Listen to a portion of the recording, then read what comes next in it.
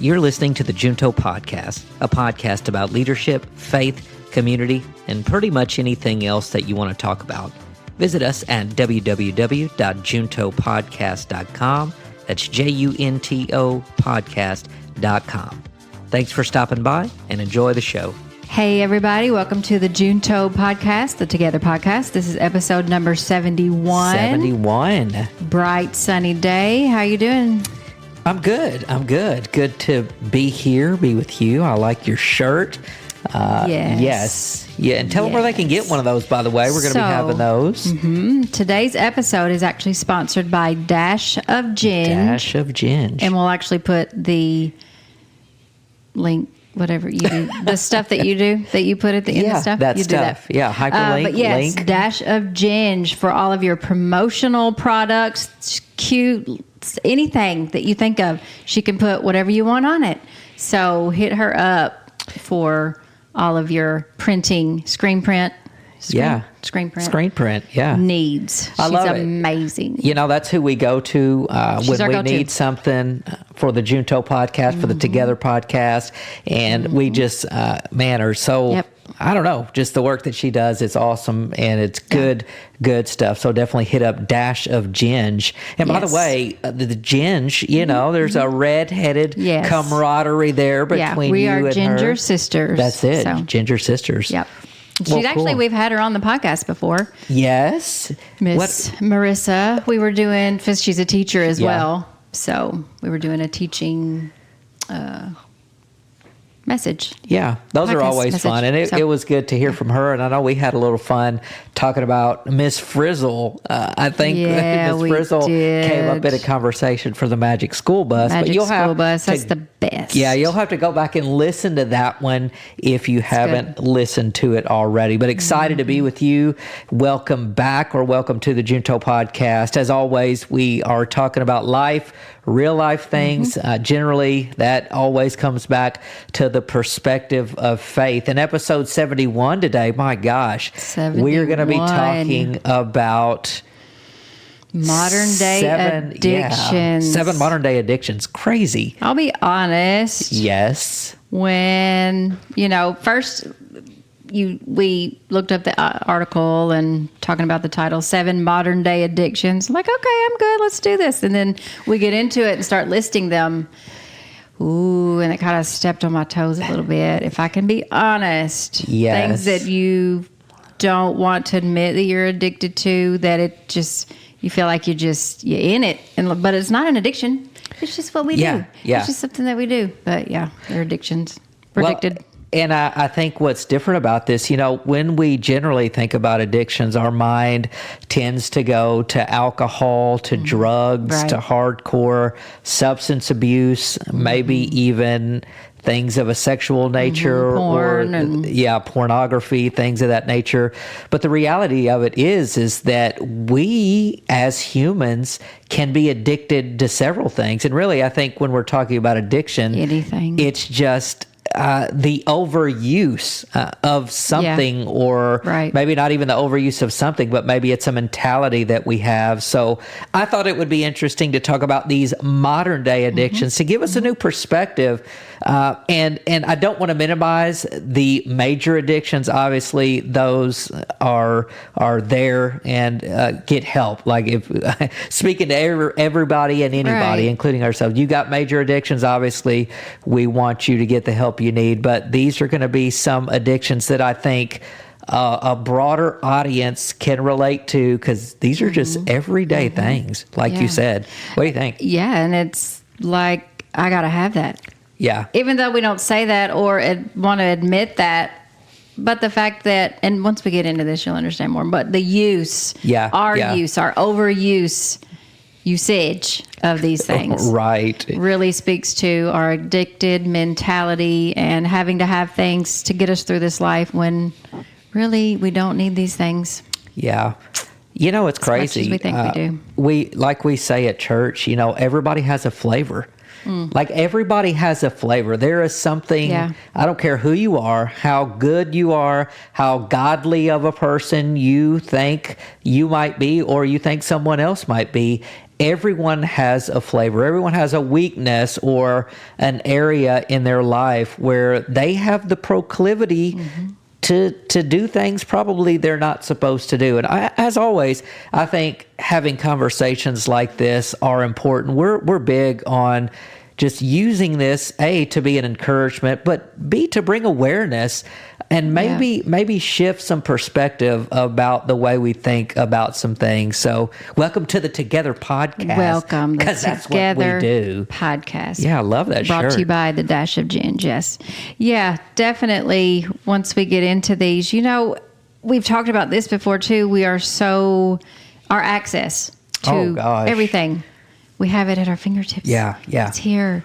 So these addictions, man, you get pulled into stuff, and before you know it, you're full blown into this thing. It is just unbelievable. Let's get into these. I'm interested to get some feedback on some of this. So. Absolutely. You want to start, or you want me to start? I can start. Okay.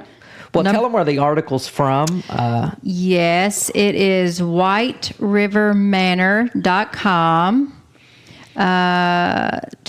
Yeah, that's where we're at. Yeah. Top 7 modern day addictions. Top 7 modern day addictions. And I think the category that it's in is addictions, stress and anxiety. I can't talk today. So boy, that's all we talk about because it's so prevalent. It really is. Sometimes, these things cause and really hyper extend all that anxiety. Gosh, so because we got to have it. Yeah. We got to get it. We got to get our fix. So true. All right. Number one. Overworking. Wow. Many people find themselves obsessed with working long hours in order to keep up with their commercial and consumer needs. Wow. You got to pay for the stuff that you need. Every second they spend at work means more goods they can enjoy. Some people reach the point where they see every moment they're at home or doing leisure activities as work time wasted and lost earnings potential. Goodness gracious. If I can be really open here, there are some times when I'm here at the house, I'm like, okay, and I'm sitting with the girls, or your husband. Oh yeah. I meant that too. But you're if it's during the day is what I'm saying. During the day, because you're typically at work. Right. I have a little bit more flexibility with my job. So, and I'm sitting here with them. I'm thinking, I could really be doing this, and that. Really need to get on those reports, and so I'm sitting there feeling like I'm wasting time when I'm not. Isn't that crazy? Yeah. I could be relaxing and enjoying the moment. And instead of enjoying it, I'm thinking about all the things that I could or should be doing. Wow. That's crazy. Like our mind goes to, I think I read somewhere one time the difference between a busy life and a hurried life. And I think a lot of times, like being hurried, it just seems like it fits with that, because being hurried, it feels like there's that sense of urgency. Like there's always stuff to do. Like I got to do this, I got to do this, I got to do this. Yes. And it's always about on to the next thing. But you know what? My mind went somewhere else with this as well, because I'm thinking about, I think some people use work a lot of times and they get addicted to it because they're not happy with their home life. Or maybe they're using work as a way to get away. To be disconnected from the real world. I mean, think about that. You got problems, the real world bogs you down, and what people tend to do, they can use things like work to completely detach themselves from reality. Themselves. And it becomes an addictive pattern of behavior in that regard as well. Yeah. I don't know if this makes any sense, but I'm going to say it anyway. Say it, girl. Say it. Sometimes something is menial. Is that the correct word?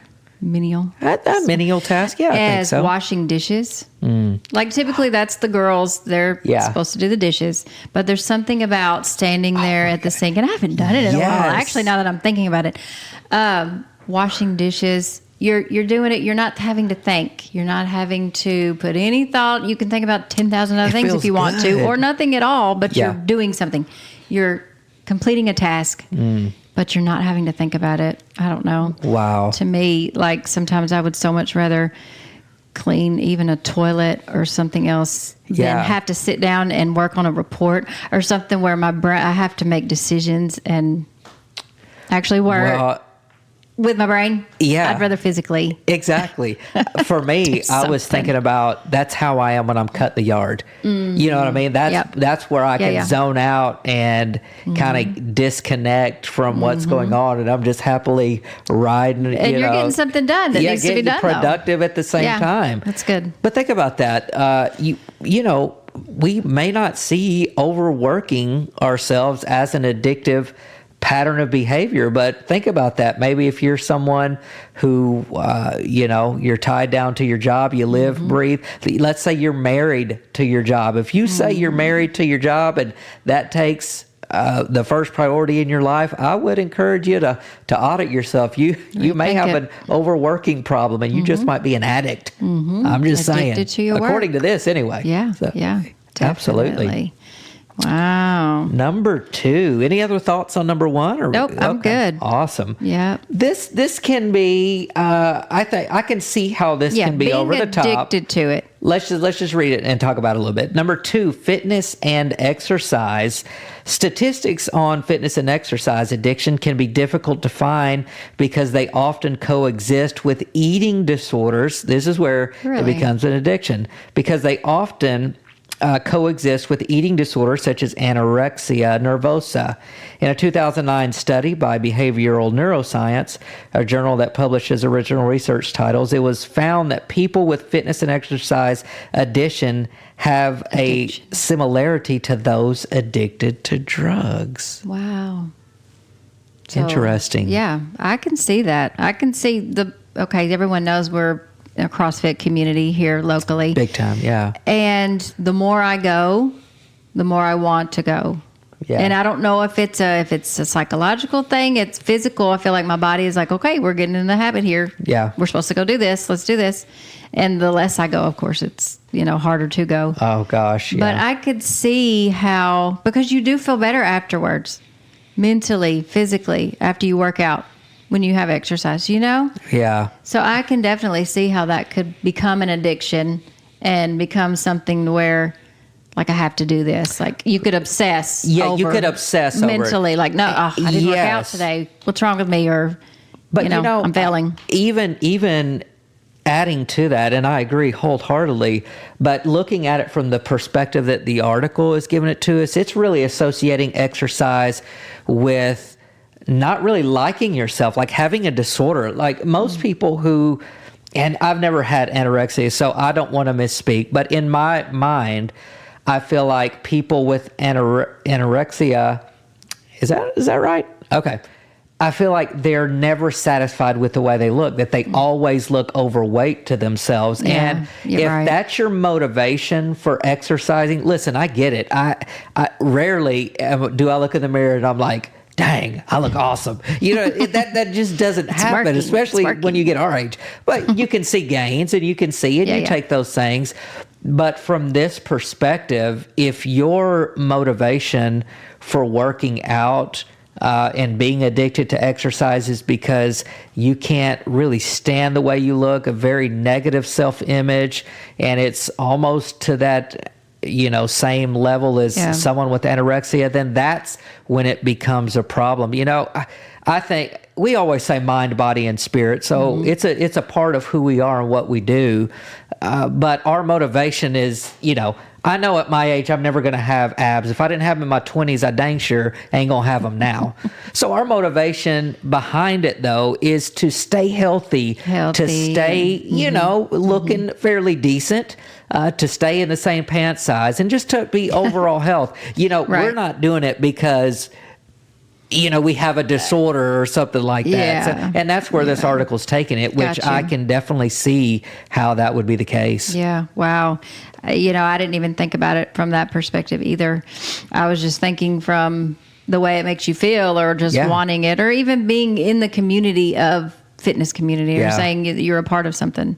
But yeah, definitely. I think we can all relate to the aspect of we're not always completely satisfied with the way we look or maybe even the way we feel, Right. So I can definitely see how that could become an issue. And awesome. So definitely get some help if that's something that you're dealing with on a deeper level. level. Yeah. Deeper level. We talk about real stuff on the Together podcast, guys. Podcast. Junto means together. What's number 3? This might be something you need some rehab. Me? Or you? What is it?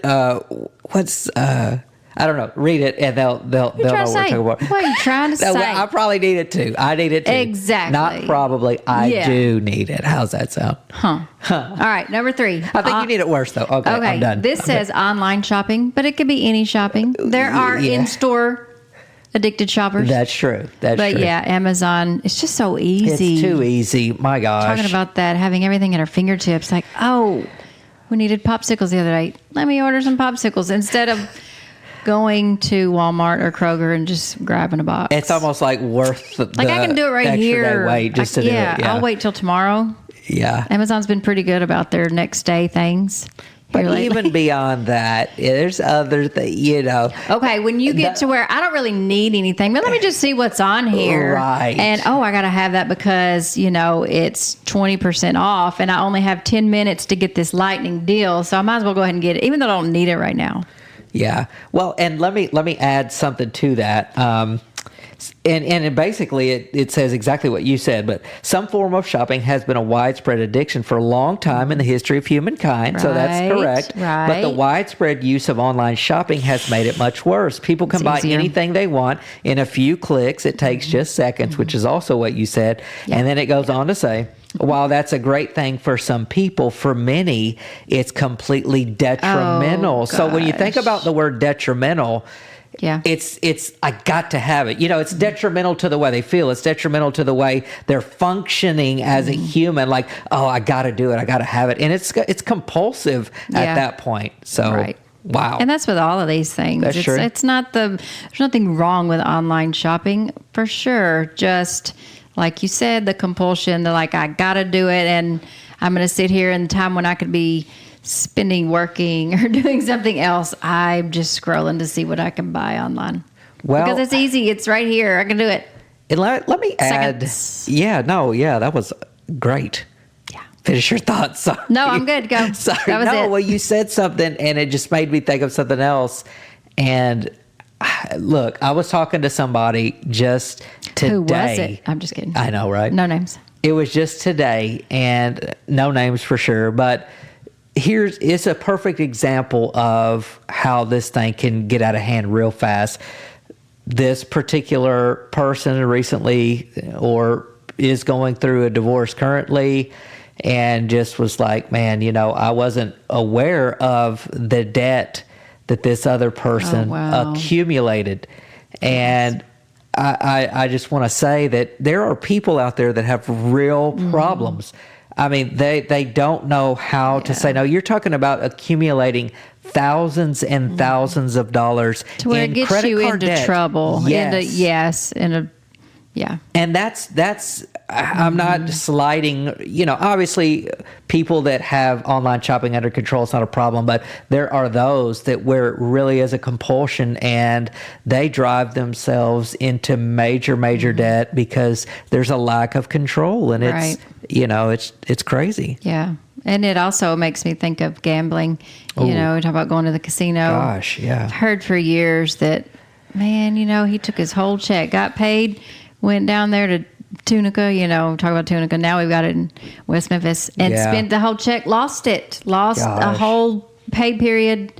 Now that's when there's issue. Yeah, absolutely. When you can do something in moderation and have control over it, but when it controls you, that's when there's the issue. Wow. Very, very nicely said, for sure. Yeah, got to take some steps there. Yeah, I know this is different. When you think about addiction, like I said, obviously fentanyl, cocaine, heroin, all of those things are a problem, major problem. They're going to continue to be a problem. But I don't think just because we're aware of those that we can overlook other ways that we can become addicted, especially in our modern society. So again, this is for awareness purposes. And listen, I think a goal of ours is always not only to encourage, but bring things to light. And we want to be the best version of ourselves that we can be. Yeah, I think it's easier too to continue living with these types of addictions. Oh man. Live with it easier. Like, oh, well, I'm not addicted to any type of, illegal drug. Yeah. I'm not addicted to alcohol. I mean, I'm just shopping online. That's not hurting anybody. Yeah. Still addiction. It's still, if it's something that you have to have, have to do, that's an addiction.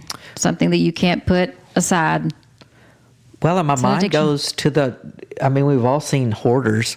We've all seen the show, And you've called me a hoarder before. A lot of this stuff, as the category suggested, it's tied to mental health, depression, anxiety, mental health, all of these things. It's all very, very closely related. So I think number 4, too, kind of went right hand in hand with online shopping. What does that say? Number 4, internet.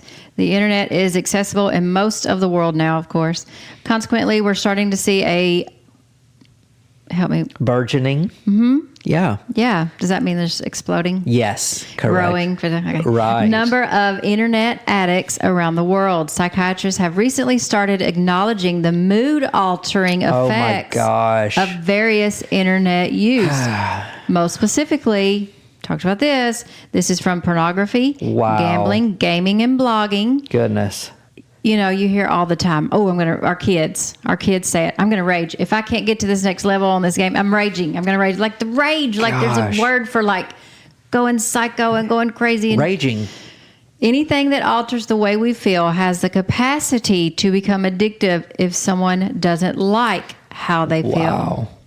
They get mad because they can't beat a level in a game or do... all that streaming stuff, whatever. Well, and speaking of the kids, like my mind immediately went to the kids. Yeah. Think about it. How many parents and how many times as a parent have you given a kid a device to pacify them? I mean, man, so guilty. At first it becomes, it just makes it easier for me, so I'll give them a device or a tablet. All the other kids have one. Oh, yes. Everybody has one. The thing is, how do we stop this? How do we stop the cycle? I'm asking for myself because this is really hard. Mm-hmm. We still do it.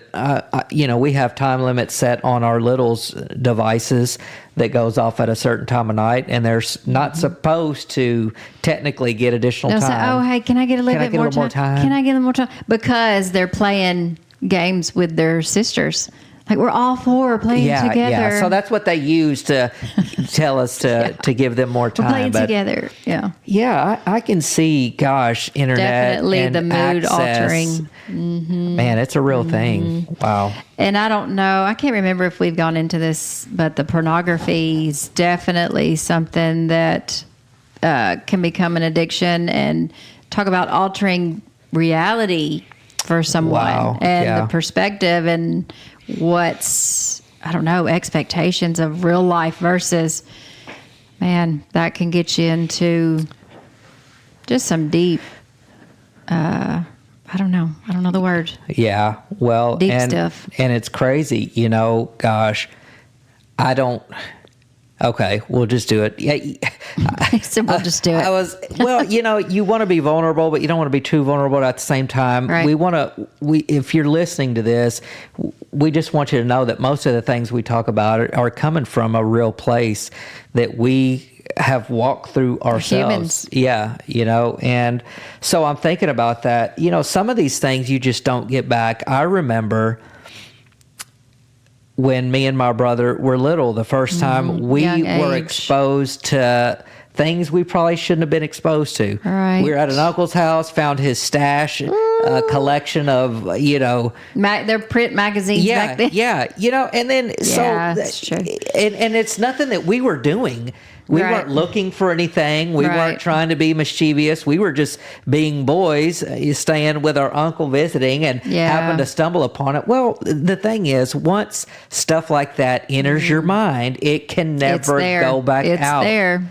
And so, we're talking about access to the internet. We're talking about giving devices to kids to pacify them. Right. Even if they were like me, not looking for something, guys, online, they can stumble upon anything. They could be searching for something that in their mind is innocent. Kids stuff.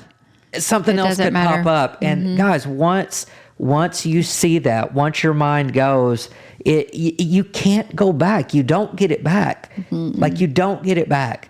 So I think that's a whole nother thing we need to be aware of when it comes to this whole internet thing, because it's not just about having access. You're literally changing. Like, there's something that literally happens in your brain, in your psyche, when you have experienced something like that. You're literally never the same person again. Right.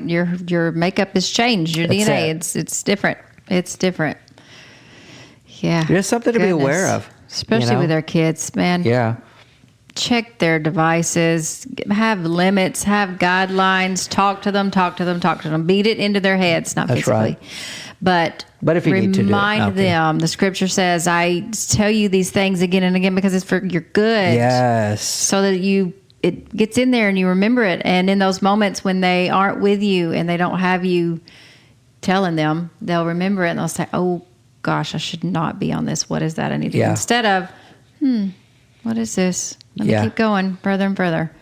Yeah. So, and that's just what happens if you don't nip it in the bud. You just gonna go further. That's another sign that it becomes an addictive pattern of behavior. Mm-hmm. It's like you do a gateway drug, and that drug it's not enough after a period of time. So you move on to something heavier. And that's why having these conversations, I think, are important, because even if we don't personally struggle with any of these, we could potentially be borderline.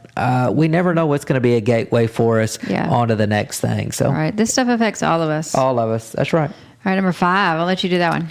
Oh, me. Sexual gratification. Goodness gracious. It's perfectly normal that humans crave sexual pleasure. We are made that way.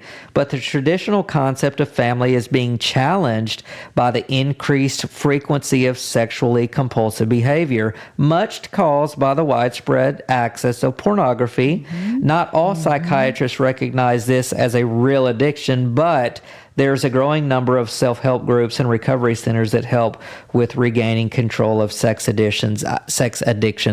I would add that all believers, would categorize this. I would say that if you're a psychiatrist and don't see this as an addiction, as you just don't believe the same way we believe. But it certainly is an addiction, and gosh, widespread. Right. Well, our culture is culture of self-gratification, what 100%. Pleases me, what makes me happy, what brings me joy, what makes me feel good right now. That's what we crave. That's it. Hedonism, straight hedonism. And it can be, when you get it, it's addicting, and it just more and more and further and further and further. So, well, and then not only that, but we have culture. Everything is sexualized now. Everything. Absolutely. Cereal commercials, golf. Whatever it is, everything is sexualized. Mm-hmm. It doesn't matter. I mean, it's unbelievable. It could be a freaking commercial for who knows what, car commercial. Right now, there's not an age limit on things, or that's so maybe mess you up. Yeah, stay away from our kids. Exactly. I know. Get back. I will. Gosh, I will mess somebody up. And that makes it even harder for us as parents, because I think we are in a busier, culture now is that there's typically both parents in the home are working. It's not like back in the day where traditionally speaking, the mom was at home, and now both parents are in the workplace. If they're not working, the moms are still doing tons of 100%, tons of things. They're still going and coming and all over. So, tons of things to do. Busyness, hurriedness. We talked about that. So it's just challenging. So you have to be aware. You just have to be aware of these things, especially with protecting your kids and yourself, your relationships, your spouse. Yeah. Because these things creep in. They come through our TV. They come through these boxes. Boxes. That's true. They are boxes. They are. You got to be careful. Just be armed. Armed and dangerous. Armed and dangerous. Be ready. Yes. All right, number 6. Plastic surgery and physical appearance. Woo, goodness Negative gracious. Body image and other factors such as social media. Gosh, there's a resounding theme. Yes. Root. Yeah. Root of a lot of this Yes. Access to this stuff. Okay. Pop culture have led to many people obsessing over their physical appearance. Wow. Looking for ways to change it. Some turn to plastic surgery to buy their way to being accepted by what they think society deems as beautiful on the outside. The British Association of Aesthetic Plastic Surgeons, say that 10 times in a row, has stated that some people with body dysmorphic disorder or imagined ugliness syndrome view never-ending plastic surgeries as the only way to cure it. You know, watch these shows and some of these Hollywood actors and stuff. Like, you know how they look when they were younger. And then you see them when they're older age, like, God, they don't even look the same. And why did they keep going? They should have stopped it. Good. Like, yes. But this is an actual this body dysmorphic disorder. Imagine ugliness syndrome. And I feel like a lot of our teenagers, they may not be to that level yet, but their own self-image is not where it needs to be because of this mess. Isn't it crazy? Isn't it crazy how a lot of these addictions here revolve around self or appearance? I'm thinking about the exercise one now, this one. And, you know, I actually know people that have gone under the knife for several different procedures and say they would do it again in a heartbeat, you know, and because I will do everything I can not to have to go into surgery, but people we'll see when we get older. Well, I don't know. I'm not a big operating guy. I'll look for some other type of way, but I don't want to go under anesthesia and all that. It's just not my flavor. I'll just have to get old and ugly. I mean, it is what it is. But there are other things besides plastic surgery. Yeah. You know, you could be addicted to the next craze. I think about keto diet and what was that big one? Started with an A? Atkins diet. I mean, how many different diets have they come out with? I don't know these crazes. And some of those work for some people. I'm not saying that they don't, but what I'm saying is just the going back for more. Like, okay, I gotta do this. I gotta buy this so it can help me look like this. Or well, at the end of the day, it's not being satisfied with who you are, and I get that. Listen, I understand, but here's where I believe having our faith comes into play. You know, it really is a relief when you can say, you know what? I may not be what I would like to be, but I'm created in the image of God. And you are aware of your identity in Christ. And you know that, honestly, we're just in a flesh suit anyway. It's what we say at church. This old body is dying. Right. And nobody... As we speak. Yeah, nobody gets around that.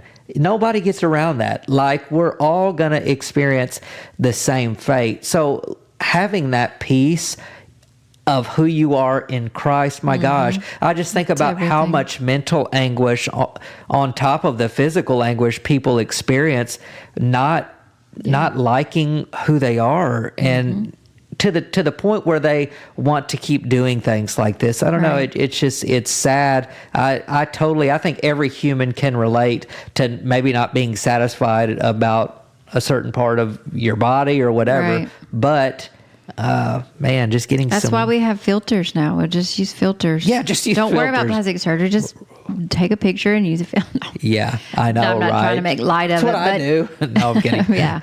But we do. I think everyone struggles at some point. I don't think anybody is 100% completely satisfied. Even the ones you see on TV who set the mark. Like, this is how you're supposed to look. Right. You know, It's true. we look the way we're supposed to look. So I love it. Take care of your body. Eat well. Eat better. We can all do better. Yeah. With eating, you know, get physical exercise, activity of some sort. Take care of the body that God gave you, but it's not the most important thing. Wow. It's not. We didn't come here just so we could have perfect bodies. Yeah, exactly. And focus solely on the way we look. Yeah, that's right. That's right. I know. This was a little eye-opening. Was that the last one, by the way? I don't know. What number was it? I think there's one more. How many did we say? last one. Okay. Well, before we move on to that, I hope this was a little bit eye-opening. These aren't, when you think of addiction, like we've already said, it's not fentanyl, but these are things that you might not even be aware of. And maybe you're already aware of all of these. We all probably know when we have a problem. A lot of people do. What do? We just don't want to. We live with it. Yeah, we live with it. We keep doing it regardless. So, but I think that if we are aware, then we can recognize, maybe like it said, some of the moods, altering our mood, altering our chemical, maybe some chemical imbalances caused by these psychological situations, things, I agree. issues, addictions. Love it. Number 7, television and entertainment. Gosh, yes. In the UK, the average person watches 4 hours of television per day. Wow. This adds up to years of life stagnating in front of the TV. Wow. Like a vegetable. You're just sitting there. It's an addiction that is incredibly hard to spot. Wow. Unlike excessive drug or alcohol use, watching your favorite shows and sports at the end of the day isn't seen as abnormal behavior. Wow. It only becomes a problem when it starts affecting other aspects of your life and overall well-being. Wow. So it's like, okay, I'm done interacting with human beings. So this is my time. I'm going to watch my show, and it's just continual hours. Goodness. Veg out, not accomplish anything. There's nothing wrong with watching TV, but when it becomes obsessive and you're only worried about that.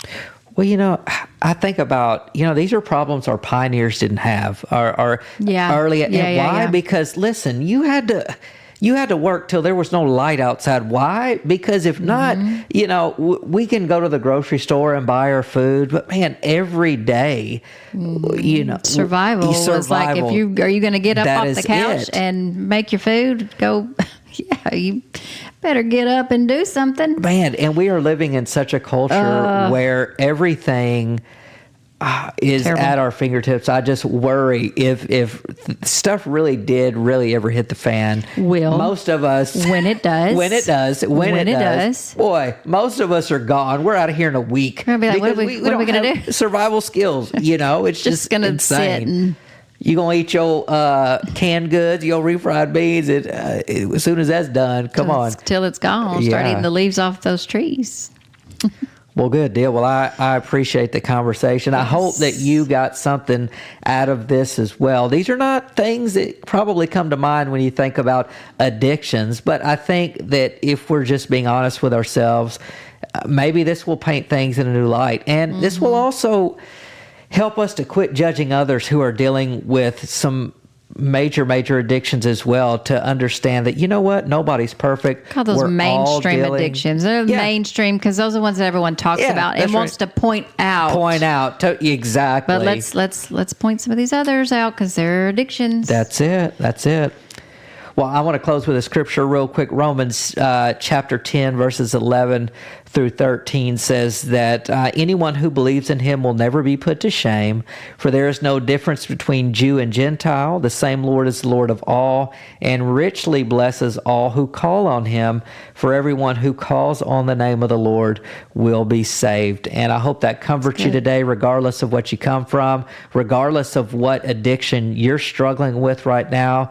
There's nothing too big or nothing you've done that will eliminate God from meeting you right where you are. So good stuff. Yeah. Any final thoughts on these crazy addictions? I've got some stuff to work on. Yeah. Yes, we do. Got some. I want to take it, lighthearted, but yes, we've got some stuff to work on. Just some things, more awareness. That's it. More awareness. Work on a little bit at a time, step by step. Step by step, day by day, one foot in front of the other. Is that a song? That's it. I don't know. It is now. I'm going to write one if it's not. We appreciate you guys for joining us on episode 71. Remember, you can always stop by juntopodcast.com. Pick up a t-shirt while you're here. And, why don't we go by the Together Podcast? Well, y'all know that junto is a play off the Spanish word junto in Spanish, which means together. So if you hear us reference this as the Together Podcast, it's one in the same. That's exactly right. Junto Podcast is the Together Podcast. That's it. Thanks for joining us. We'll see you next time on the Together Podcast. Yes, Be blessed. Bye-bye. See ya. Thank you for listening to the Junto Podcast. We hope you enjoyed the show. You can find our link to YouTube and social media at juntopodcast.com. Remember to subscribe, like, and follow. Thanks again for listening, and we'll see you next time.